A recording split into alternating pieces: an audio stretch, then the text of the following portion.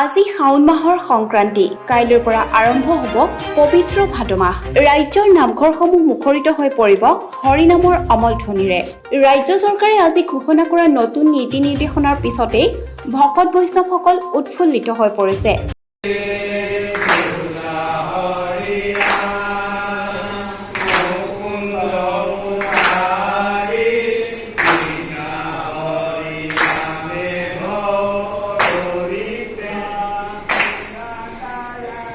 কাৰণ Covid protocol মানি 50% ভকত বৈষ্ণৱৰ উপস্থিতিত ভাদ মাহৰ নাম প্ৰসংগ কৰিবলৈ নিৰ্দেশনা জাৰি কৰিছে ৰাজ্য চৰকাৰে। আজি পবিত্ৰ ভাদ মাহৰ আৰু শাওনৰ সংক্ৰান্তি।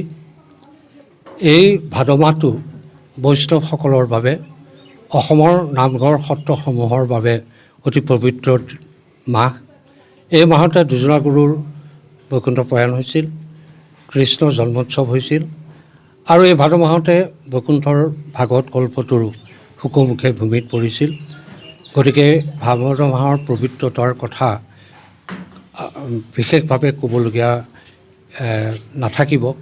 লগতে বৰদোৱাৰ আৰু এটা বিশেষ পৰম্পৰা আছে যে ভাদৰ সংক্ৰান্তিৰ দিনা, ভাদ আৰু আহিনৰ সংক্ৰান্তিৰ দিনা ইয়াত নাম সামৰণি উৎসৱ হয়, যিটো আজি এই শাওন ভাদৰ সংক্ৰান্তিত নাম থাপা হয় আৰু এই গোটেই মাহটো সেই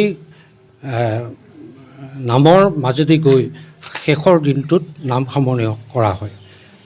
আমি এই পবিত্ৰ ভাদ মাহটো উদযাপনৰ ক্ষেত্ৰত চৰকাৰৰ যি নতুন SOP, এই ক্ষেত্ৰত আমি অত্যন্ত আনন্দিত হৈছোঁ আৰু চৰকাৰেও যে অসমৰ লোকসকল নামঘৰ সত্ৰৰ বুকুত থকা লোকসকলৰ বাবে বিশেষভাৱে ইয়াত 50% লোকৰ উপস্থিতি কামনা কৰিছে আৰু লগতে যিসকলে 2টা ভেকচিন লৈছে সেই সকলকো সেই স্থানসমূহলৈ যোৱাৰ বাবে আহ্বান জনাইছে। আমিও তাকে আহ্বান জনাইছোঁ যে আপোনালোক এই পবিত্ৰ ভাদ মাহত উদযাপন কৰিবলৈ, ইয়াৰ নামত নিজকে বিলীন কৰিবলৈ আহক। কিন্তু পূৰ্বৰ দৰে সকলোৱে হুহ মাৰি নাহি, যিসকলৰ নাহিলে নহয় তেনে লোক আহক আৰু 2টা ভেকচিন লোৱা লোকসকলেহে ইয়ালৈ আহক।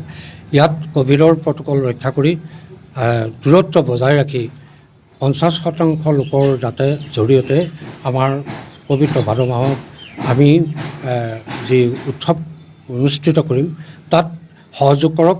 আমাৰ লগত সমানে এই ক্ষেত্ৰত ঈশ্বৰৰ ওচৰত নিজক উৎসৰ্গা কৰি নামত মজিবলৈ আমি আহ্বান জনাইছোঁ। আৰু এই ভাদ মাহত যাৰ যেনেধৰণৰ হেঁপাহ শৰাইশীলতা এইখিনি লৈয়ে ইয়াত আহি পেলাই পূৰ্বৰ দৰে দি, কিন্তু উপস্থিতিটো আমি 50% চৰকাৰৰ নিৰ্দেশৰ 50%ৰ কথা পুনৰ আহ্বান জনাইছোঁ আৰু আশা ৰাখিম আমি যি তিথি পৰ্ব উৎসৱ পাৰ্বণ পূৰ্বৰ তুলনাতকৈ আমি একেধৰণেই পাতিম, কিন্তু মানুহৰ ভকতৰ উপস্থিতিটো কম হ'লেও আমাৰ এই 18 প্ৰসং ভাদ মাহৰ 18 প্ৰসং ভৰ্তি থাকিব।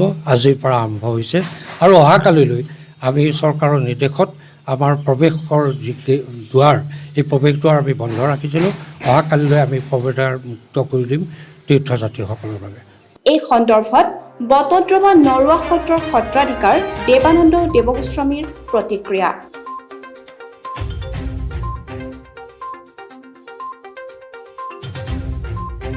বটদ্ৰৱাৰ পৰা কৌশিক ফুকনৰ ৰিপৰ্ট, আমাৰ সময়।